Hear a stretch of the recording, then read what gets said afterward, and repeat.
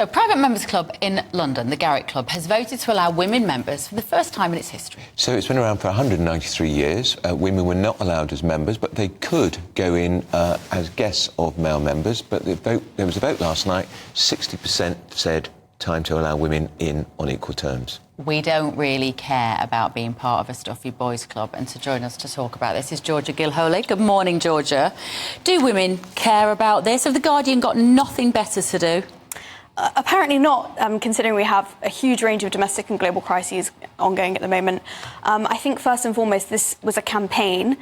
It's been successful now by and for elites.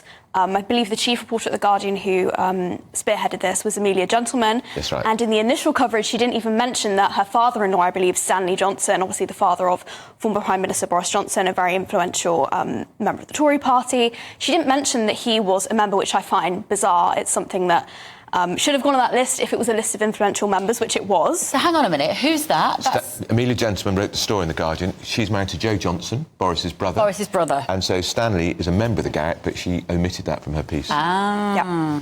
And I think, you know, the majority of British women won't have even heard of the Garrick Club, nor any sort of private members clubs in London. It's a very kind of elite inside thing. It's actors, lawyers, writers. Yeah, and I think they absolutely have their place, especially for networking with people in different careers or the same career as you. I think they have their place, holding charity events, that kind of thing, and conferences.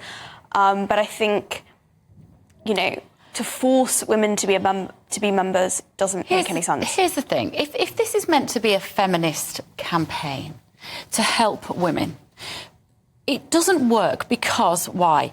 Women struggle, I think, Georgia, to get professional advancement because men are not very good at cross-gender networking, I would argue. So I think there is a lot of networking goes on in these clubs. There's a lot of backslapping. There's a lot of, you do a deal with me, I'll do a deal with you.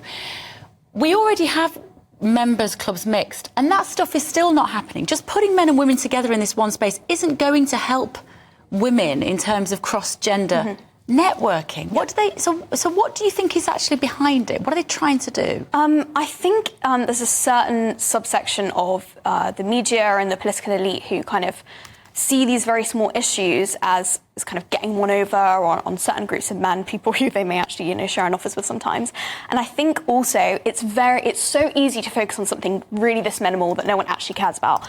They don't want to talk about, you know, historically low conviction rates for sexual offences or for female genital mutilation, which usually only happens in certain immigrant communities.